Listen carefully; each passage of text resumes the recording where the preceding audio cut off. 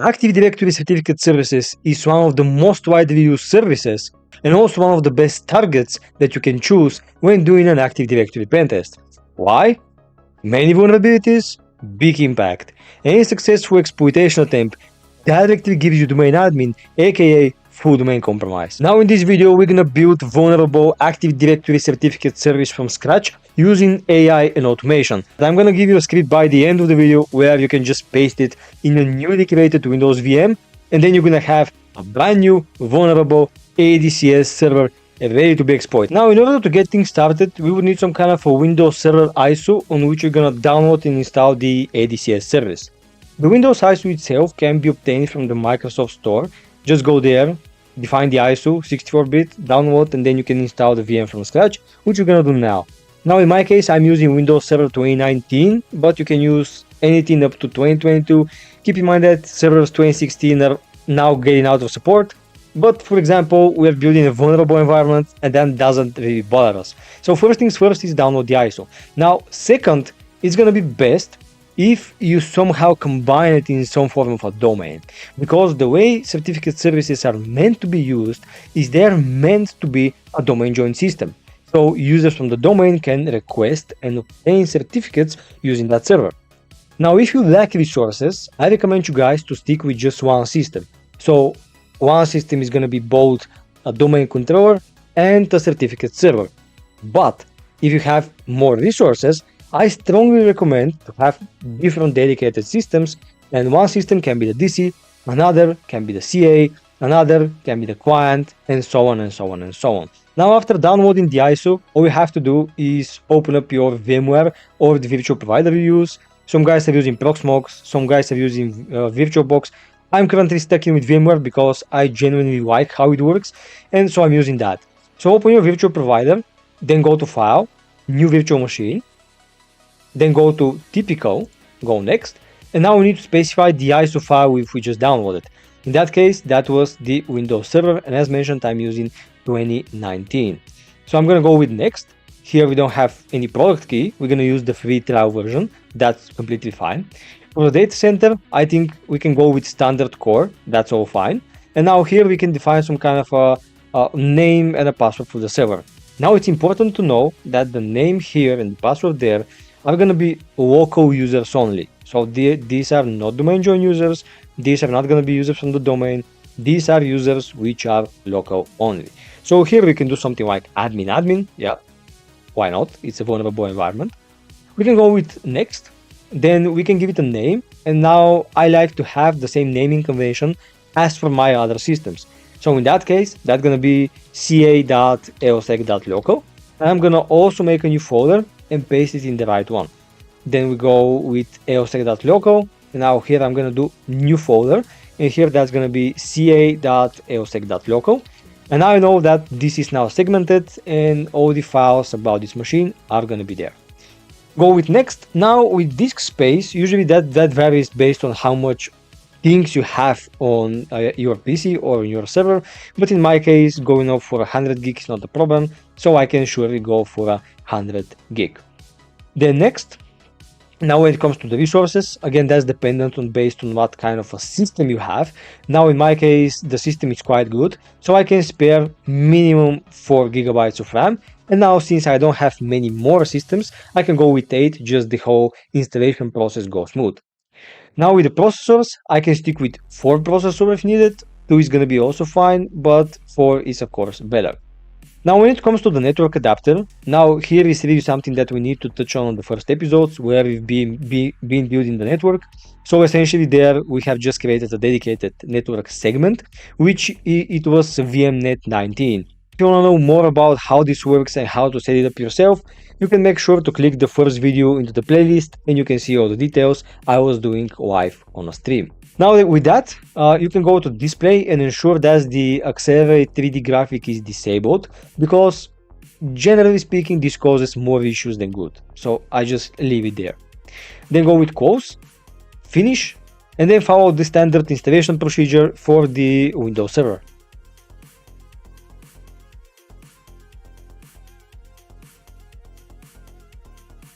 Okay, now the server is installed, but we need to now domain join it, because yes, we have Windows Server, but this Windows Server is by no means a domain join and do not know the other systems.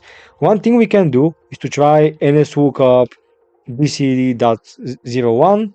It's okay. We can look up lsecqt.local just to verify if our previous configuration is working fine when it comes to networking, and looks like it is, which means that now we are ready to be domain joined because we can talk to the systems that are responsible for the domain. Now, when that thing is happening, I can go with the settings, I can go with this PC, then right click and properties.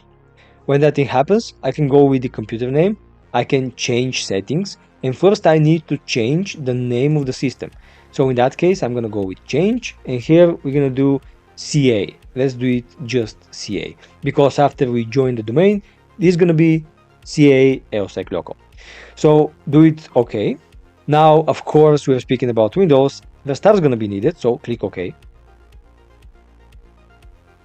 Re-log in, and there we are. Now, if we do open a new PowerShell, if I do hostname, now we should see CA as a name, which is completely fine. Now we need to go to the same settings. We're gonna go again with this PC, right click and properties, then go to the change settings, then go to change, and now go to domain. Now here is where we type the domain, which in that case is lsecqt.local. Click OK. We're gonna be asked for login. I'm gonna use the DA login now, so DA Scott with his super secure password. Set it up. We're gonna see welcome to the Lsecqt domain. Click OK, click close, and you guessed it, restart again. Perfect. Now all we can do is do Ctrl and delete or use this button right there. And now we can log in either to our local user as we did now, or we can now log into the domain itself. I'm gonna log in with the DA just so I can have full admin privileges and do not need to re-log in each time. And then here am I onto the login page of our server. Now it's domain connected. The other domain systems know about the CA, and now in the next step we need to install the CA. But before that, I want to make something super important, and guys, do not forget it. It's really important. Go here, take a snapshot, and maybe name it something generic like before script or before, or just you can maybe name it initial. So just take a snapshot, maybe add description so you know what happened in that.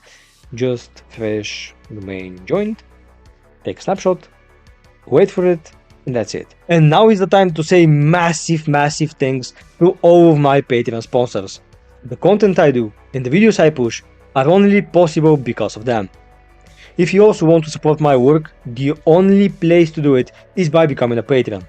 By doing so, you're gonna get access to a lot of internal tools and videos, including custom C2 agents, custom documentation, Code Packer Reach-Based Defender and other AVs and EDRs, and many more stuff which I'm sure you're gonna find handy. Thank you so much, and moving on. Alright, and now comes the fun part. What we can do is open up the start menu, go with IC because that's the best thing we have natively in Windows, and run that as admin. Why admin? We need admin rights in order to make some so big server changes. Now all we have to do is, like the best script kiddies out there, paste an AI generated script that you can find in my GitHub onto the video description and just run it. Just kidding, we're gonna run it, but we're gonna dedicatedly inspect what's inside the script so we don't by accident run a malware, which is not supposed to happen from AI, but who knows. So with that, I'm gonna just run the script, and while installing, let's now see what it does in the backend. Now, if we take a dedicated look into the script, we have several important functions or segments of this code. Now, the first thing are some kind of hard-coded variables that's gonna define the CA name, aka how we're gonna reference to that server, and also the domain which we have. Now, if you run that in some kind of a different environment, make sure to know that and just replace the domain name. Now, with that being said, the script works with several steps. What it does first is it installs the ADCS service using the Windows feature install Windows feature. Then after that, it just configures it so it's now operating. It creates the web enrollment endpoint, which you're gonna need for ESC8. There it is. And after that, now the config happens. So after we make sure the ADCS service is installed, we have 4 main steps of how this script actually makes the service vulnerable. As mentioned, we're going to use 4 vulnerabilities. The first one is going to be ESC1, essentially what that means is that any user can request a certificate impersonating any other user in the domain without the manager approval. Now this happens when we have enroll supply subject and quire node EQ, essentially misconfigured and not needed. What that means is that I can request certificate, no one needs to approve it, I'm gonna just request it from the CA. That's what ESC1 is, and I can request it as any name including domain admin. Then we have ESC4, we have ACO misconfiguration. So domain users have the right DACO, and with that right DACO we can modify the Active Directory permissions and again get a high domain level certificate. Then we have the next issue, which is going to be ESC8. That's going to be essentially the web enrollment certificate center via HTTP and not HTTPS. And when that thing is over HTTP, we can essentially launch relay attacks, relay the communication, trick the ADCS, and again get a certificate as the main user. And the last one is going to be ESC11, which is going to use, instead of relaying HTTP traffic, we're going to relay RPC traffic, but we have essentially the same kind of an idea. Now, after all these things are misconfigured, the script is done. We now have ADCS service with some specific templates which can be abused, and with that, the script is now finished. And just like that, the script finished, and now we have brand new, ready to hack, vulnerable ADCS server. Now, if you see the script, if you see the output like that, that means that everything is successful, the ADCS is installed, and the templates were pushed successfully. And now we need a way to test it. So we can either go with from Kali system or from a Windows system. Now, natively speaking, I'm more of like from Windows guy. I like to work from Windows and using the Windows tooling. And for that reason, I'm going to switch to my client O1 system. And there I'm going to use the Flangvix sub collection. So shout out, nice job. And I'm using this repository a lot. Now with that, I'm not having a Git on my system at the moment. But what you can do, you go to code and then download zip. And this is going to download the essential sharp assemblies that you're gonna need to use during the engagement. And inside you can find things like Rubius, Certify, and so on, based on specific .NET versions. Now I've already downloaded that, and that's gonna give you a folder sharp collection -master. I'm gonna navigate to that, maybe use 4.5 x64, and here I can just spawn PowerShell. With that, I can use Certify. And if everything is alright, and if you guys did set up that correctly, if I do find, it's gonna give me a list of the templates and the CA. Run it, and there it is, everything is here. Now what we can do is maybe try find/vulnerable, run that, and also we have the vulnerable templates. With that, it's now proven that the vulnerable ADCS is now working and it's fully functional, and in the next videos I'm gonna drop in video tutorials on how we can exploit that. Let me know in the comments if you guys would enjoy such kind of content and if you would need such kind of content. Thanks so much for sticking by. If you appreciate the video, make sure to hit the like button, smash the subscribe button, this helps the channel a lot, and I'm gonna see you in the next one. Bye bye.